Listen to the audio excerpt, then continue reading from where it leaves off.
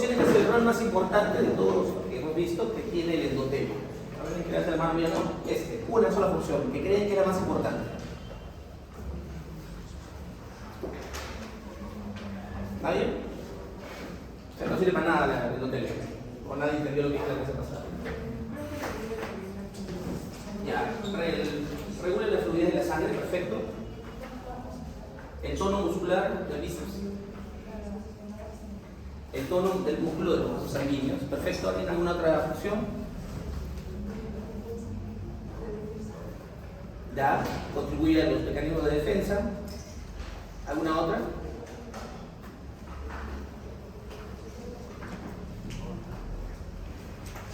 O sea, si leemos la clase que hemos concluido, van a darse cuenta que son 5 o 6 hojitas del libro, menos incluso.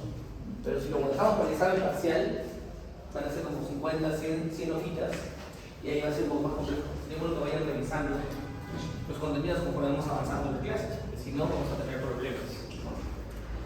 Muy bien, analicemos este meme.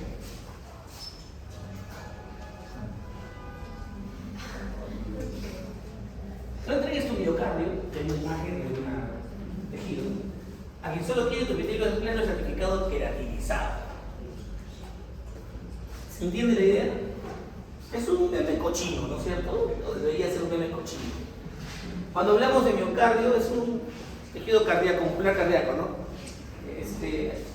¿A qué se refiere? Al corazón, ¿no es cierto? ¿Y a qué se refiere? A la piel. Al cuerpo, exacto, ¿no? Pero miren el tejido. ¿Qué es? Para que vean que hasta cuando hacen memes son burritos, ¿no? Porque si quisieran decir piel, esta piel es o de la palma de las manos o de la planta de los pies, ¿o no? Porque tiene una capa córnea gruesa, este epitelio certificado plano queratinizado. Entonces no entregues tu corazón a que solo quieren tus manos. Yo creo que lo que quiso decir el transgresor es: no entregues tu miocardio a quien solo quiere tu vagina, ¿no? Eso quiso decir. Pero la vagina no tiene ese epitelio. Bueno, quizás la vagina de una anciana de 80 años tenga un estrato córneo, pero chiquitito, pues, ¿no? Escamita de sequedad. Pero una vagina juvenil, joven, debió ser un epitelio certificado plano no queratinizado, con depósitos de glucógeno en las células estas de los estratos previos al córneo. Eso no había estrato córneo, pues, ¿no? Ya, en un estilo más sano hubiera sido la boca, ¿no? El certificado plano. ¿La boca puede tener queratina? Sí, puede tener queratina en algunas zonas, sobre todo en la mucosa masticatoria, como veremos después. Pero tampoco tendría una capa tan gorda como la de la palma del mano. Esto parece el dedo gordo del pie, ¿no? Entonces, si van a querer memes histológicos, no pongan de qué son, por favor. ¿No? O sea, en realidad esto no tiene mucho sentido. Si quisiera decir vagina, había que buscar una imagen más bonita de la histología de la mucosa de la vagina. Muy bien, entonces, comencemos con la clase del día de hoy. Hoy día les decía que toca hablar de circulatorio. Habíamos dicho que en el cuerpo circulan dos cosas, ¿no? Circula sangre, y eso se hace a través del sistema cardiovascular, ¿no? Y también circula linfa a través del sistema de circulación linfática. En esta imagen vemos los dos sistemas más o menos juntos. El sistema cardiovascular está integrado por el corazón, que ya lo revisamos en la clase pasada. Del corazón salen las arterias, que son un sistema cerrado de cañerías, que son muy gruesas cuando están cerca del corazón y se van haciendo mucho más angostas a medida que se distancian del corazón, porque se van ramificando múltiples veces. Luego llegan a ser tan finas en sus divisiones que se forman unos vasos muy pequeñitos que se conocen como capilares. Los capilares van confluyendo, uniéndose. Una vez que las arterias se ramificaron, empiezan a unirse para formar las venas, que en vez de salir del corazón hacia la distancia, desde la distancia llegan al corazón, tienen la ruta inversa, ¿no? Entonces las venas son los vasos sanguíneos que se acercan al corazón, y mientras más cerca van llegando al corazón, más gruesos se van haciendo. Cuando uno revisa la histología de una estructura, de un órgano, siempre va a encontrar paquetes vasculares. Un paquete vascular es que vamos a encontrar una arteria al lado de una vena. A veces una arteria al lado de dos venas. Y además encontramos un nervio, porque se llaman paquetes vasculonerviosos. Siempre viajan juntitos, arterias, venas y nervios. Entonces, estos tres componentes, cuatro componentes, las arterias, las venas, el corazón y los capilares, forman el sistema cardiovascular. Paralelamente, el sistema cardiovascular, bueno, histológicamente, anatómicamente, se distinguen con esos colores, ¿no? Las arterias son de color rojo y las venas son de color azul. Eso es razón a la calidad de la sangre que llevan, ¿no? La sangre arterial es una sangre rica en oxígeno, se ve la sangre rojita, rutilante, y la sangre venosa es una sangre escasa de oxígeno y se ve una sangre azulada, ¿no? Paralelamente al sistema cardiovascular es el sistema de circulación linfática. Ese sistema de circulación linfática tiene una ruta que va desde los tejidos, dice desde el tercer espacio. ¿Cuál es el tercer espacio? Es una forma así muy literaria de hablar, ¿no? El tercer espacio tiene un depósito en el tercer espacio. El tercer espacio está invadido. ¿Qué es el tercer espacio?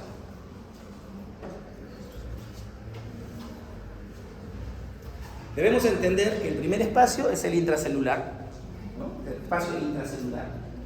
El segundo espacio debería ser el intravascular, dentro de los vasos sanguíneos, ¿no? Y el tercer espacio es el intersticio. Es un espacio que a veces no existe, porque una célula puede estar muy pegada a la otra. Pero a veces, por alguna otra circunstancia, aparece algo entre una célula y la otra y eso hace que la célula se separe. Lo que más comúnmente aparece es agua, que ocupa ese tercer espacio. Cuando el tercer espacio es ocupado por agua, se dice que ese tejido está edematizado, hay un edema.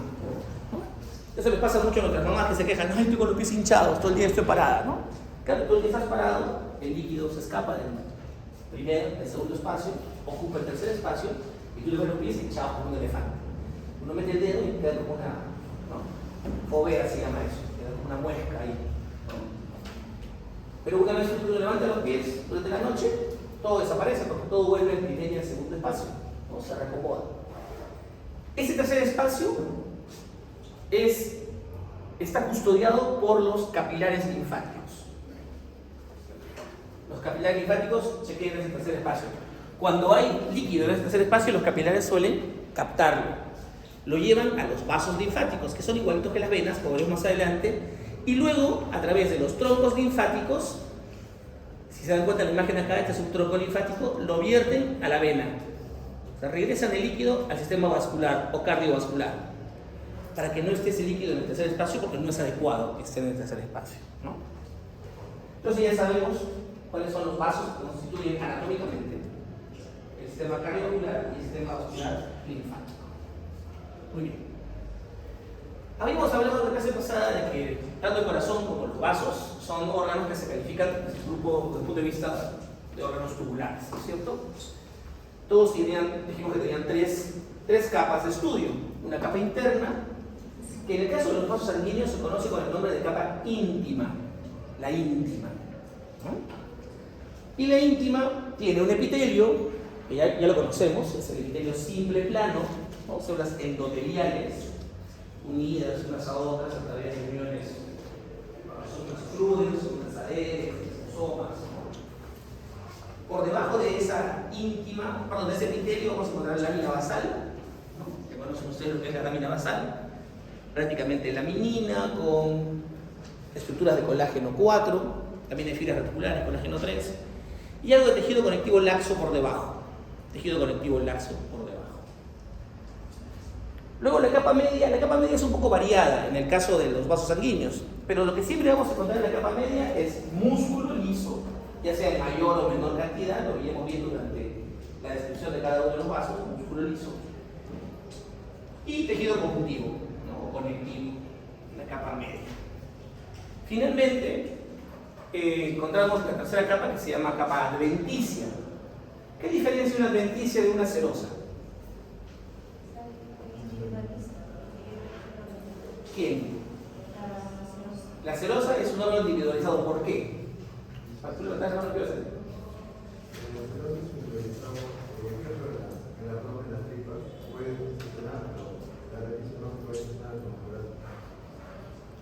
Ya. Pero ¿por qué existe individualización en unas y en la otra no? ¿Qué es lo que genera esa independencia del órgano? Que las serosas poseen una membrana revestida de epitelio simple plano, que se llama mesotelio, ¿no? Por lo tanto, yo puedo abrir, tripa suena muy agresivo, ¿no? Por esa víscera, ¿no? Puedo abrir, la víscera protruye y la puedo sacar, traccionar, individualizar. Puedo decir, este es intestino delgado, este es intestino grueso. En cambio, si diseco un brazo y quiero ver la arteria, no la puedo sacar, no está individualizada, está con tejido conjuntivo ligada a los órganos que la circundan. Eso se llama adventicia, ¿no? Y es un tejido conectivo laxo que acomoda, ubica, vincula al vaso sanguíneo con las estructuras anatómicas que lo circundan, ¿no? Cualquiera que sea ellas, ¿no? Recuerden que órgano que analicemos, cualquiera que sea casi todos van a tener vasos sanguíneos, ¿no? Así que cuando yo corto un pedazo de músculo, un pedazo de cerebro, un pedazo de corazón, voy a encontrar ahí vasos sanguíneos. ¿Qué órganos no tiene vasos sanguíneos? A ver. Uno debe decirme por lo menos. ¿Por qué han pasado de ciclo? Se supone que han demostrado que conocen histología general.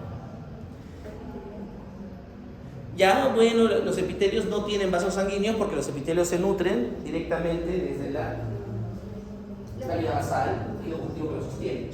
Ya va uno. Otro. Y eso que el epitelio se tranca, hay uno que es más fácil todavía.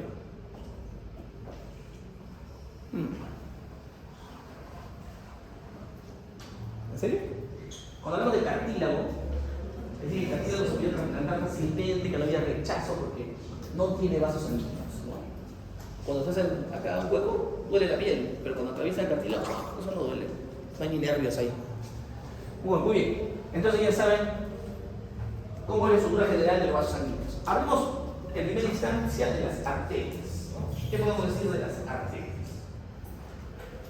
Vamos a describir algunas características. Hay, para algunos autores, 3 tipos de arterias, para otros 4. Este autor menciona 4. Las arterias grandes, llamadas arterias elásticas, también se llaman arterias de conducción. Las arterias medianas o musculares también se llaman arterias de distribución, que son iguales que las pequeñas, ¿ya? Y las arteriolas, que también se conocen como arterias de resistencia. Aquí tenemos otras características de cada una de ellas. Por ejemplo, vamos a hablar de las arterias elásticas, que ya dije que se llaman también arterias de conducción, son las que tienen el calibre más grueso. El ejemplo típico de una arteria de estas es la aorta. La aorta es un vaso grueso, redondo, típica arteria elástica, ¿no? Es grande, suele ser más de 10 milímetros de diámetro, o sea, se pueden ver, una arteria se puede ver, en la aorta obviamente se ve, ¿no? Y acá están las 3 capas, la íntima, la media y la adventicia. Tiene, como ya sabemos, su endotelio, revestimiento, su lámina basal. Tiene una capa subendotelial. ¿Se acuerdan que también el corazón tenía un subendotelio? Ya, la arteria elástica mantiene ese subendotelio, tejido conjuntivo por debajo de la arteria. Y aquí se identifica una pequeña cantidad de fibras elásticas en la capa íntima, que se llama membrana elástica interna. Membrana elástica interna. La capa media tiene algo de músculo liso, pero lo que más llama la atención en la capa media, acá, ahorita lo veremos, es que posee un montón de láminas, lo veremos, láminas elásticas perforadas. O sea, una fibra elástica es como una liga, ¿no es cierto? Es una fibra elástica. Pero una lámina elástica es como la piel de un globo, como la piel de un condón. Es una lámina, ¿no? Ahora, y es perforada porque las fibras elásticas son impermeables al agua. Entonces no podría fluir tranquilamente los líquidos entre un lado y otro lado de la lámina, por eso tienen huequitos. Entonces acá agreguemos en la túnica media, o capa media, unas láminas elásticas perforadas. Bueno, y por fuera tenemos la adventicia, que está formado por tejido conjuntivo, laxo, hay fibras elásticas también, colágeno, y hay las vasa vasorum y las nervi vasorum. ¿Qué es vasa vasorum? son los vasos sanguíneos que irrigan al vaso sanguíneo. Y los nervi vasorum son los nervios de los vasos. Ahorita veremos una imagen de eso. Las arterias medianas o musculares o de distribución, al igual que las arterias pequeñas, debería un poco ser el diámetro. Estas son de 2 a 10 milímetros y otras son de 0,1 milímetros a 2 milímetros. Las capas más internas son delgadas. En la primera segunda sigue apareciendo la membrana interna. Acá lo que predomina acá es músculo liso. Acá encontramos 40, 50, 60 capas de músculo liso. En este encontramos 8, 9 capas de músculo liso, menos, pero siempre hay músculo liso. Acá vamos a encontrar también vasa vasorum, tejido conectivo y tejido adiposo. En el caso de las arterias medianas, musculares, vamos a encontrar aquí, acuérdense que acá había una membrana elástica interna, aquí se ve una membrana elástica externa. Finalmente, los vasos de resistencia o arteriolas de resistencia, ya vamos a hablar de micras, ¿no? Entre 10 y 100 micras de diámetro, o sea, son muy pequeñitas. Encontramos 1 a 2 capas de músculo liso, ¿no?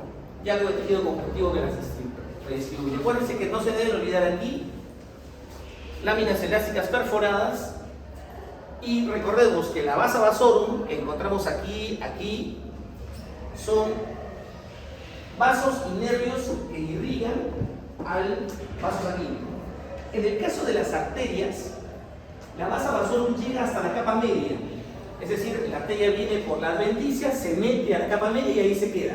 ¿Por qué? ¿Por qué creen que pasa ese fenómeno? ¿Cuál es la función de la vasa vasorum? ¿Para qué hay vasa vasorum? Una arteria elástica puede tener 3 centímetros de diámetro como la aorta, ¿sí? La pared es gruesa, ¿no? Entonces, esa pared tiene que oxigenarse. ¿Quién la oxigena? La oxigena la vasa vasorum, que llega hacia la capa media. ¿Y quién oxigena la capa íntima? La misma sangre que circula por el vaso, porque es un vaso que lleva sangre arterial. Por lo tanto, la vasa vasorum puede llegar hacia la capa media y la misma sangre arterial que circula por el vaso irriga la capa interna y parte de la capa media incluso. ¿No? En esta imagen yo tengo mi vaso sanguíneo, acá está la capa íntima, la capa media y la capa adventicia, y acá está la vasa vasorum. Entra la arteria, se mete y llega hasta la capa media. Y de ahí salen las venas, ¿no? Las venas sí pueden salir incluso en la capa íntima. Y se forma la vena que sale del vaso sanguíneo. O sea, los vasos sanguíneos tienen vasos sanguíneos, ¿no? Estamos hablando de vasos sanguíneos como los elásticos y los vasos sanguíneos musculares grandes. Los vasos sanguíneos como las arteriolas y los vasos sanguíneos musculares pequeños se nutren directamente de la sangre arterial que circula en ellos, no requieren vasa vasorum, ¿no? Entonces acá tenemos las características que hemos visto. Acá, para que se fijen, acá en este caso, esta línea azul, medio acero que está ahí en la capa íntima de la arteria elástica, es la membrana interna, membrana elástica interna. Y en el caso de la arteria muscular, aquí tenemos la membrana elástica externa. ¿Vale? Aquí yo veo un músculo y esas fibras de color turquesa son las láminas elásticas perforadas. En cambio aquí yo veo menos láminas elásticas, pero veo mucha más fibra muscular lisa. Y aquí, que es una arteriola, ya veo 2 o 3 capas de músculo liso en la capa media, ¿no? Entonces, para que se den cuenta de las diferencias. Yo les pregunto cuáles son las diferencias entre una arteria elástica y una arteria muscular. La arteria elástica tiene una membrana elástica interna en la íntima y tiene una gran cantidad de láminas elásticas perforadas en la media. En cambio, la arteria muscular tiene una lámina elástica externa en la adventicia y su capa media tiene menos láminas elásticas, tiene mucha más cantidad de fibras o muchas células musculares lisas, ¿no? Son las diferencias más importantes. Entonces acá tenemos algunas imágenes de una arteria elástica. Aquí abajo tenemos el endotelio, el subendotelio, perdón, me estoy confundiendo. Esta es la capa media, esta es la capa más externa. La capa media, para que vean, estas fibras rojas son las láminas elásticas. Aquí se ven las láminas y esas flechas señalan los huequitos de las láminas elásticas perforadas. Lo que está en el intersticio es tejido conjuntivo. Básicamente hay colágeno, hay glucosaminoglicanos, ¿no? O sea, la sustancia fundamental amorfa. Y en la capa más externa, como se ve acá, tengo tejido conjuntivo otra vez, ¿no? En la adventicia. En cambio, las células musculares, las arterias musculares, lo que llama la atención aquí mucho es la capa media, que es llena de músculo. Y otra vez, en la capa externa, en la adventicia, encuentro el tejido conjuntivo formando la lámina elástica, externa, la membrana elástica externa.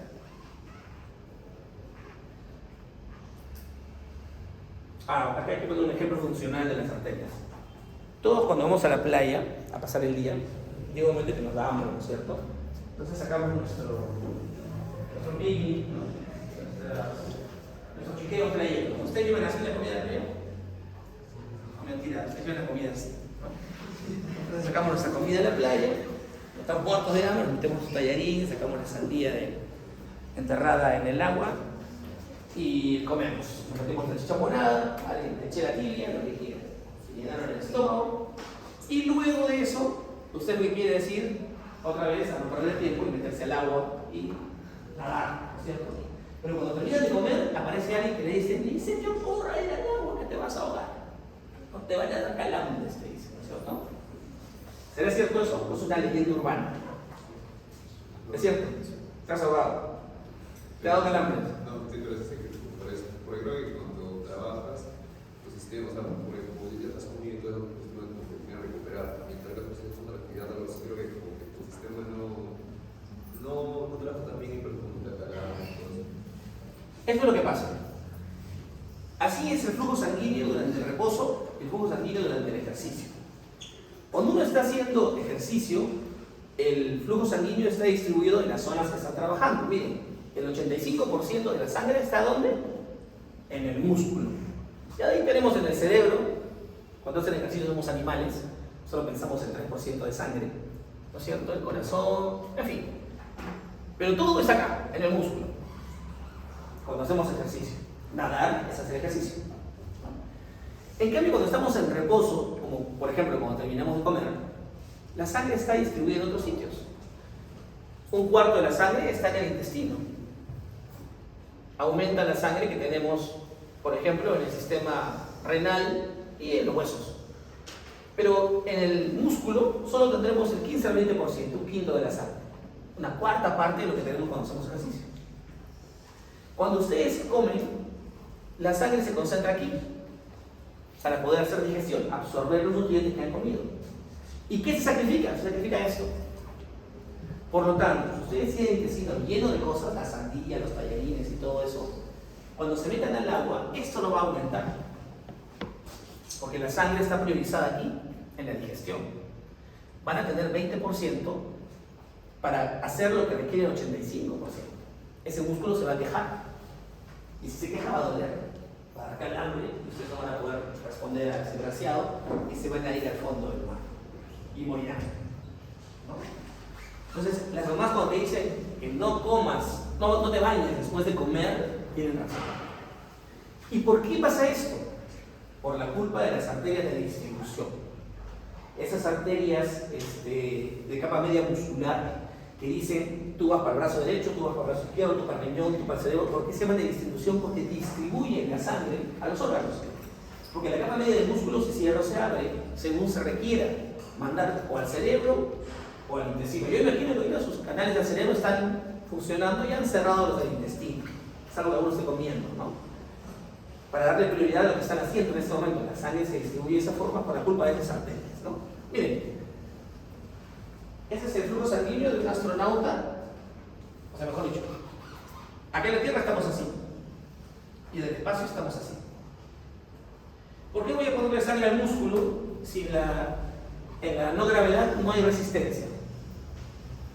Acá en la Tierra no hay que levantar la pierna para dar un paso, hay que gastar músculo. harta sangre para las piernas. Allá, haces así, te vas 3 volantines, ¿no? No requiere. Así que es posible que el espacio piense mejor, ¿no? Porque voy a tener más sangre irrigando mi sistema nervioso central, por ejemplo. ¿Por qué pasa este fenómeno? Por las arterias de distribución. Ya, esa fue un tip nomás de. Acá tenemos 2 arterias muy pequeñas, son arteriolas, arterias de resistencia, con endotelio bonito y 2 o 3 capas de músculo liso en la capa media. Lo que siempre va a pasar con las arterias, ya sea la arteria elástica, la arteria muscular o la arteria de resistencia arteriola, es que siempre al corte, siempre se van a ver redondas. Y esa redondez se va a dar siempre en la distribución de las fibras musculares lisas que tienen en la capa media. Se van a ver redonditas. ¿Ah? ¿Ven esta imagen qué bonita? Miren, esta que está acá arriba es una vena. Arteria y vena, vayan juntas siempre. Pero la redondita y bonita siempre es la arteria. La vena se deforma, se colapsa, ¿no? Y es una imagen de una microfotografía electrónica de barrido que muestra una arteriola a la que le hemos quitado la adventicia. Solo se ve un nervio encima de ella y se ven las fibras musculares lisas bien bonitas acomodadas unas a otras, ¿no? Al costado unas de otras, ¿no? El chévere. ¿Qué es eso?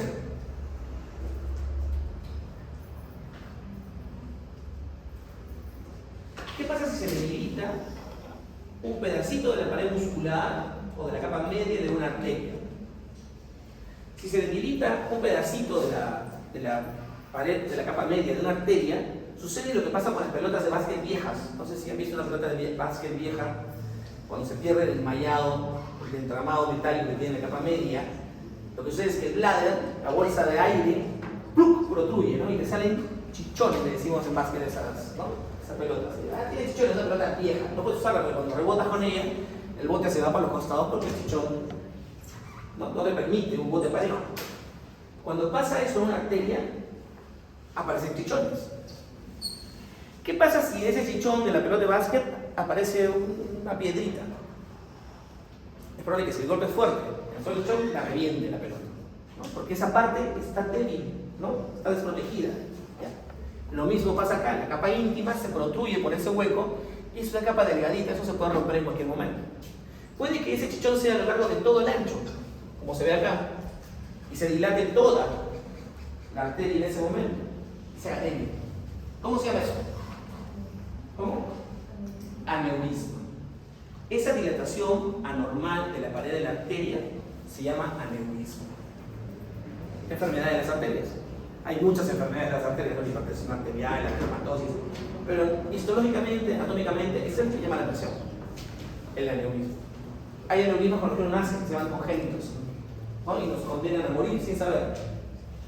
Es más, es triste porque los aneurismas congénitos del sistema nervioso debutan con síntomas en la juventud, ¿no? Cuando yo estaba en quinto de media, un chico que estaba jugando básquet en el patio del colegio se murió ahí. Saltó, se cayó, cuando se cayó lo fueron a ver, se ha muerto. 15 años. Cuando lo llevaron a la morgue, le hicieron la necropsia y tiene un aneurisma cerebral y reventó. Es imposible que alguien se dé cuenta de que tenía ese problema, porque nunca tuvo un síntoma, simplemente ¡plum! Ese estrés del partido de básquet hizo que se reviente. Hay un colega, un compañero de mi promoción de la universidad, que estaba haciendo su residencia en Cayetano, en el hospital de Cayetano, en radiología.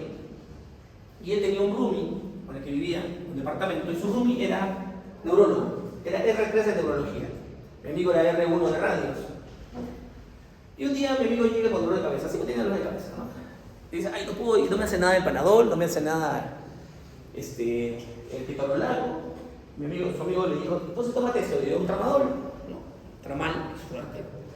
Tomó el tramadol y le paró el dolor. Le dijo, ¿sabes qué? Mañana has de chequear, le dice, que te hagan unos cortes, una tomografía. ¿Por qué el dolor de cabeza tan seguido? Como le dice, no está haciendo tomografía.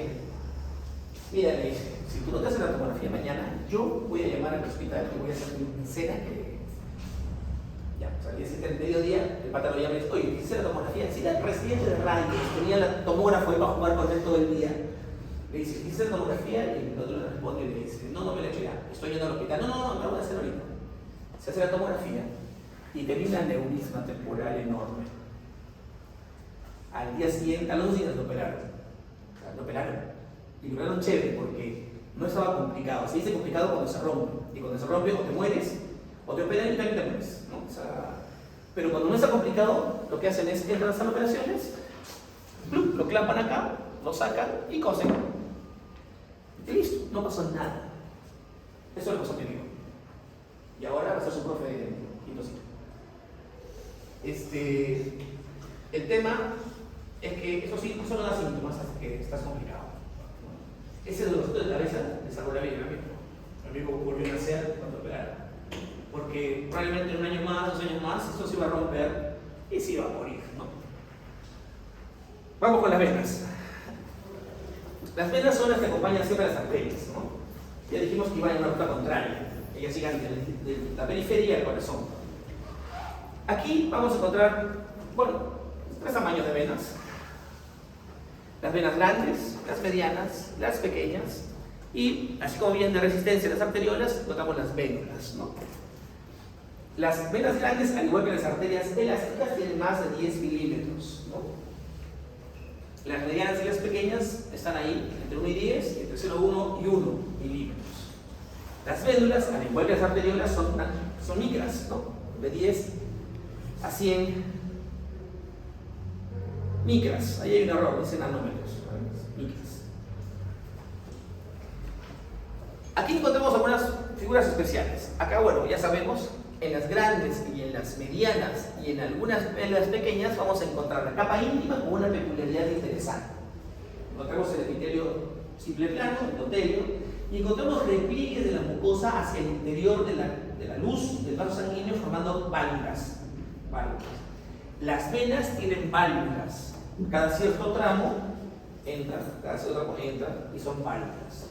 ¿Por qué las venas tienen válvulas?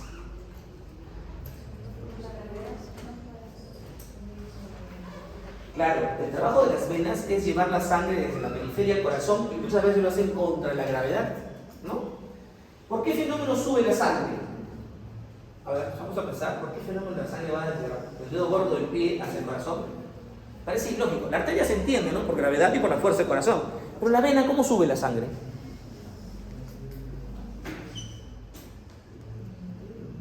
Hay un fenómeno que se llama capilaridad. ¿Lo han visto ustedes en física, en biología? Que ponen el tubito en la gota y se pega, el líquido se pega a las paredes y va subiendo. ¿Ya? Ese es el primer fenómeno, capilaridad. Pero cuando el vaso es más grande, la capilaridad no ayuda solamente. Segundo fenómeno es la contracción muscular. Cuando ustedes caminan, por ejemplo, sus músculos, ¿no?, de la pierna, del muslo, se contraen. Cuando se contrae el músculo, los vasos sanguíneos que viajan dentro del músculo se exprimen. Y la sangre venosa se exprime hacia arriba. ¿Por qué? Porque cuando quiere regresar o exprimir hacia abajo, las válvulas se cierran. Entonces es como cuando ustedes tienen la pasta de dientes y se está acabando, ¿no? Ustedes exprimen la pasta de dientes desde la parte de abajo hacia arriba. Nadie exprime de la parte de arriba hacia abajo, no tiene sentido. Pero si quisieran hacerlo, en el caso de los vasos sanguíneos, las válvulas impedirían que la sangre regrese. Entonces encontramos en todas, excepto en las vénulas, encontramos válvulas en la capa íntima, ¿no?, en la capa más interna. En el caso de las vénulas encontramos el endotelio, que ya lo conocemos, su lámina basal, que ya sabemos, y por fuera encontramos pedicitos. ¿Se acuerdan qué es un pedicito? Un pedicito es una modificación de la célula muscular lisa, que le da una forma como de pulpito. Así es un pedicito. O sea que yo tengo mi lámina basal, y acá hay un pedicito, así. Y acá otro, y acá otro. Eso hace que cuando el pedicito se contraiga, se cierra la vénula o se abra, ¿no? Las vénulas grandes tienen algo de músculo liso, poco realmente, poco. Acuérdense, una arteria mediana tenía 60 o 80 capas de músculo liso. Esta tiene 2 a 15, que estamos hablando de la capa grande, de la vena grande. Muy poco. Lo que tiene mucho acá es tejido conjuntivo, laxo, harto. Mucho tejido conjuntivo. En todos los casos se da lo mismo. Acá también hay vasa vasorum, y la vasa vasorum se empieza a ver desde la capa, todas las capas, llegan hasta la capa más interna, va a llegar la capa vasorum que comienza en la adventicia. Una íntima. Miren qué chiquita es la capa media. Esto es la capa media. Y una vena grande es esta. Todo esto es tejido conjuntivo, adventicia. Casi ni se ve el músculo. Acá hay una fibra muscular, acá otra fibra muscular, acá otra. No, pues ni siquiera esa es un fibroblasto. En fin, esto de acá es tejido conjuntivo, fibras de tejido conjuntivo, no es músculo. O sea, casi todo el grosor de una vena grande, casi todo es tejido conjuntivo de la adventicia, ni siquiera de la capa media. Acá se ve también la capa íntima, la capa media, que solamente esto es la capa media, y todo esto de acá atrás, todo esto de acá es adventicia. Entonces, ¿cuál es la capa que llama más la atención en una vena grande o mediana? La adventicia, ¿no? A injerencia de las arterias, donde la que llama más la atención es la capa media. Y eso es lo que les contaba. La vena tiene válvulas. Cuando la sangre va a subir, por ejemplo, se contrae el músculo acá. Porque el músculo del muslo se contrae, la sangre sube. El músculo se relaja, la sangre quiere bajar, pero cuando quiere bajar, las válvulas se cierran y la sangre se queda ahí arriba. Uno vuelve a contraer el músculo, vuelve a apretarse la sangre, vuelve a subir, sube como cachorros, ¿no? Por cada uno ejercicio que lo haga. Acá se ve un corte de una vena muy pequeña, en el que se puede ver, es una imagen bien bonita, pueden ver las válvulas de la capa íntima.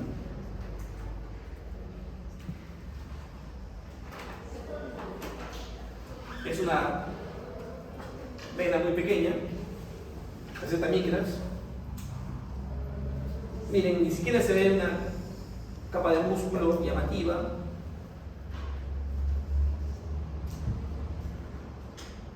Aquí para que vean cómo es la estructura, dense cuenta, es una arteria, miren la capa media, cómo llama la atención, siempre redonda. En cambio aquí es una vena y lo que llama la atención es la capa adventicia, ¿no? Es la más gorda. Y la vena está colapsada, ¿no? Nunca está redonda. Es un paquete vascular nervioso. Por acá debe haber un nervio, tal vez el nervio. Ahí. Y aquí las amigas, las pinkies, ¿no? Una arteriola con una vénula.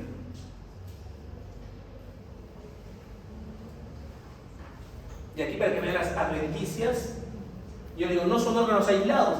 Esto de acá es tejido conjuntivo, son células adiposas. Por lo tanto, yo no puedo individualizar la arteria si no corto. Es una adventicia típica, ¿no? Arteria redonda, bueno, la vena, la capa, mucho más, ¿no? La diferencia de los órganos de las capas son bien llamativas, ¿no?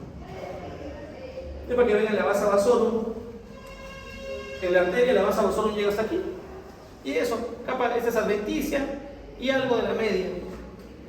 En cambio aquí llega casi todo el grosor, la vasa vasorum. Porque lleva sangre venosa, ¿no? Entonces no pueden nutrirse de la sangre que circula de la luz de la vena. Requieren arterias. Otro paquete. Esta es una arteria muscular. Y miren, esta es una arteria que está entrando a la arteria. Vasa vasorum. Y acá están los nervios vasorum, ¿no? El nervio que también entra junto con la arteria a la capa muscular de esa arteria muscular. Una imagen bien bonita también esa. ¿Qué pasa cuando las válvulas no funcionan? Por diversas razones. Por ejemplo, por una debilidad en la pared. Y esto es frecuente porque las paredes de las venas no tienen músculo que les dé estabilidad. Tienen poquitos músculos, mucho tejido conjuntivo. Y si no hacemos ejercicios, si tenemos una vida sedentaria, paramos sentados, no hemos tenido muchos hijos, paridos por la vagina muchas veces, sometidos a muchas contracciones, o somos estreñidos, en fin. ¿Qué pasa? Las paredes de estas venas se debilitan. Y si se debilitan, se dilatan. Si se dilatan las paredes de las venas, lo que va a pasar es que las válvulas no van a llegar a cerrarse. Porque para que se cierre, la válvula es exacta, ¿no? Si yo dilato la pared, la válvula ya no se cierra, se hace insuficiente y la sangre retorna. Cuando la sangre retorna, las venas se hacen tortuosas. ¿Cómo se llama eso? Varices. ¿Dónde encontramos varices? ¿En qué partes podemos observar varices con frecuencia? Lo más común, miembros inferiores, ¿no? Hay unas que se ven por debajo de la piel como nidos de gusanos, ¿no? Pero a veces no se ven y están. Incluso puede generar un cambio de color de la piel, se pone negruzca la piel, puede generar heridas en la piel como úlceras, son difíciles de curar, ¿no? Pero no es el único lugar, es el más frecuente, es el que más hemos visto. Pero ¿dónde más hay varices? ¿Ah?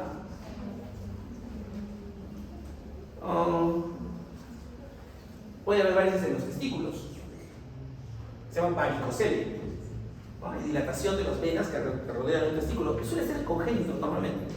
Nace niñito con unos testiculares, uno lo ve y ve que el testículo está lleno de una bolsa de gusanos. Hay que operarlo porque esa sangre calienta el testículo e impide la espermatogénesis normal cuando sea adolescente. Entonces, pero hay otra que es más común todavía, que la varicocele es rara. Quizás han tenido ustedes o han escuchado. El paciente ya, doctor, ¿sabe qué? Que voy al baño, me arde un poco y cuando me limpio sale un poquito y mancho con sangre por hemorroides, ¿no? Las hemorroides son las varices de los vasos venosos del recto terciodistal y del ano. Cuando un paciente es estreñido o ha dado muchas veces, ¿no? O ha sido muy sedentario, se dilatan tanto que llegan a salirse del ano y manchan el calzoncillo, manchan con sangre y hay que operarlas en algunas ocasiones, son varices. A veces se producen varices en el esófago, en el tercio distal del esófago. Metes el endoscopio y ves un saco de gusanos ahí adentro. Eso pasa cuando hay resistencia en el hígado. Cuando hay fibrosis hepática o cirrosis, por ejemplo, la sangre se acumula en el esófago, no retorna y se hacen varices. Y ese paciente con cirrosis a veces se rompe y muere desangrado, vomitando sangre. Listo. Ahora hablemos del tercer grupo de vasos, que son los vasos capilares. Los capilares sanguíneos son vasos muy finitos, muy pequeñitos, ¿no? Hay tres tipos de capilares. Los capilares continuos, como su nombre lo dice, son conductos que tienen un endotelio bien organizado, como el de las arterias y las venas, ¿no? Con uniones ocludens, adherens alrededor de sus células y sellado. El diámetro de esos vasos es 9 y 12 micras. Eso permite tranquilamente que por ahí pase un glóbulo rojo. ¿Cuánto mide un glóbulo rojo de diámetro? ¿Nunca se olvida cuánto mide? 7 micras. 7 micras. Entonces pasa cómodamente. Incluso un glóbulo blanco, un neutrófilo que mide así, entre 10 y 13 micras, un monocito que mide 18 micras puede pasar porque se acomoda, ¿no? Un movimiento con podocitos, como una leva, movimiento amboideo, puede pasar por ahí. Los fenestrados son un tipo de capilar donde las células endoteliales tienen huequitos, espacios entre ellas, fenestraciones. Y su diámetro es igual que el anterior. Finalmente tenemos un tercer grupo de capilares donde la diferencia está en el diámetro. Puede tener hasta 40 micras de diámetro el vaso sanguíneo. Ahí están las características que vamos a explicar, ¿no? Ahora, ¿dónde encontramos los continuos? Casi toda la economía, casi todo el cuerpo humano es de capilares continuos, el cerebro, ¿no? Casi todo. Los pulmones, la piel, los músculos, el cerebro, el corazón, etc. Casi todo es de capilares continuos. ¿Dónde encontramos capilares fenestrados? En aquellas zonas de mucho intercambio metabólico, donde hay mucha actividad, flujo entre membranas. Por ejemplo, los túbulos renales, las glándulas endocrinas, porque la sangre recibe de la glándula directamente la hormona, y también en el intestino, donde se absorben los alimentos, hay bastante flujo en la membrana, ahí tienen que ser los capilares con huequitos para ayudar a que fluya, ¿no?, rápidamente el nutriente. ¿Y dónde encontramos sinusoides? En aquellos órganos que han sido o ahora son hematopoyéticos, es decir, que fabrican sangre. Por ejemplo, la médula ósea, los sinusoides hepáticos. Acuérdense que en alguna época del desarrollo embrionario el hígado formó zonas de la sangre. El vaso también tiene estas características. Entonces acá tenemos una imagen que muestra a los capilares. Acá es el continuo, el primero. El segundo es un fenestrado que tiene perforaciones. Y el tercero es un sinusoide, ¿no? En los dos primeros de verde se ve la lámina basal. Por fuera hay pericito nomás. En el tercero no se identifica claramente la lámina basal, ¿no? Básicamente es el endotelio, ¿no? El tejido conjuntivo alrededor. Y acá hay una imagen bien bonita donde se ve un capilar y se ve exactamente los glóbulos rojos pasando por la luz del capilar. El capilar es la zona donde se realiza el intercambio, ¿no? De la sangre con los tejidos. Por lo tanto, tiene que llegar a todos sitios los capilares. Finalmente, conversaremos algo de la circulación linfática. En esta imagen es un poco fantasiosa. Yo veo de azul, es decir, que son venas, veo de rojo, que son arterias, y el verde es el color que se ha escogido para graficar a los sinusoides, a los vasos sanguíneos, los vasos linfáticos. Y los vasos linfáticos dijimos que son capilares linfáticos, luego hay vasos linfáticos y también troncos linfáticos. En la ruta de los vasos linfáticos encontramos estas bolitas, que les haremos en la próxima clase, que se llaman ganglios linfáticos, que son como filtros del agua. Ya dijimos, la circulación linfática tiene capilares, tiene vasos y tiene troncos linfáticos. Los vasos sanguíneos linfáticos, los vasos linfáticos se parecen demasiado a las venas, incluso diría yo que tienen más válvulas, ¿no? Los capilares carecen de lámina basal, se fijan por tejido conjuntivo a los tejidos adyacentes.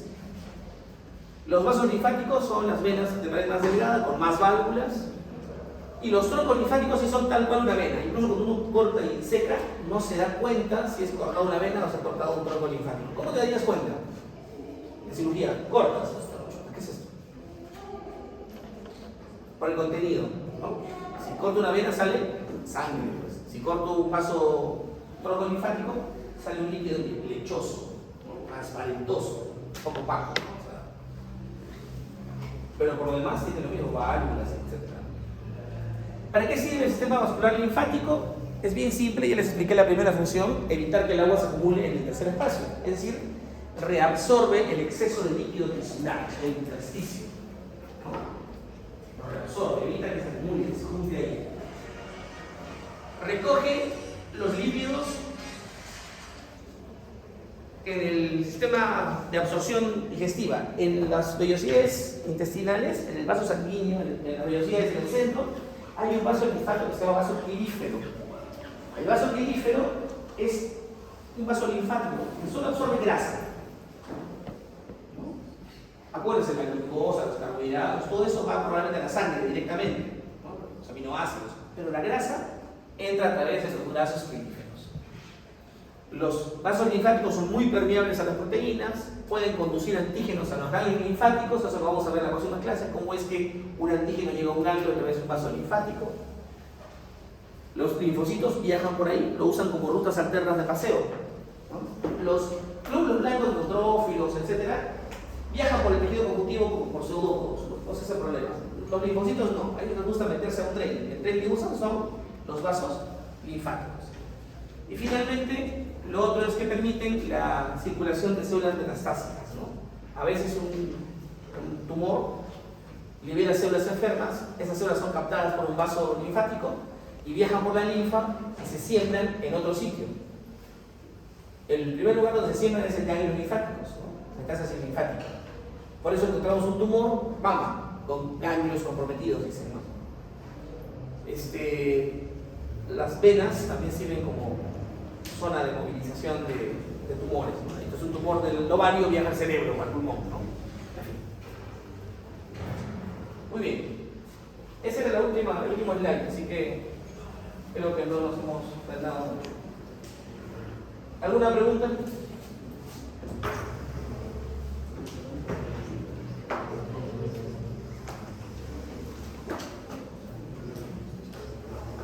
¿O comentario? ¿O precisión?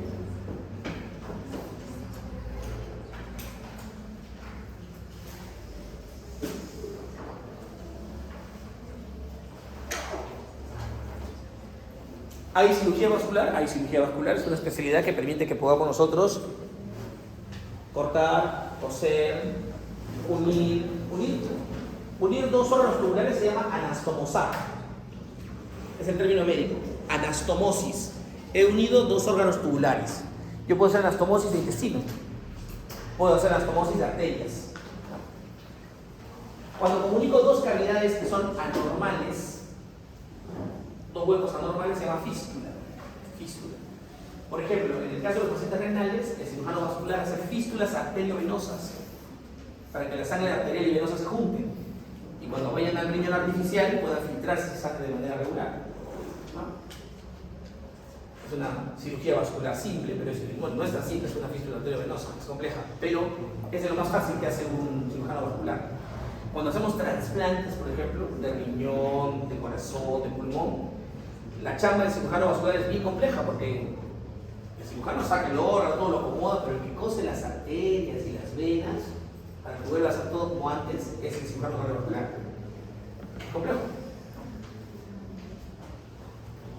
Es una especialidad quirúrgica interesante. ¿Alguna pregunta? Bueno, si no hay preguntas, entonces nuestra clase queda aquí. Joder, nos vemos el próximo martes.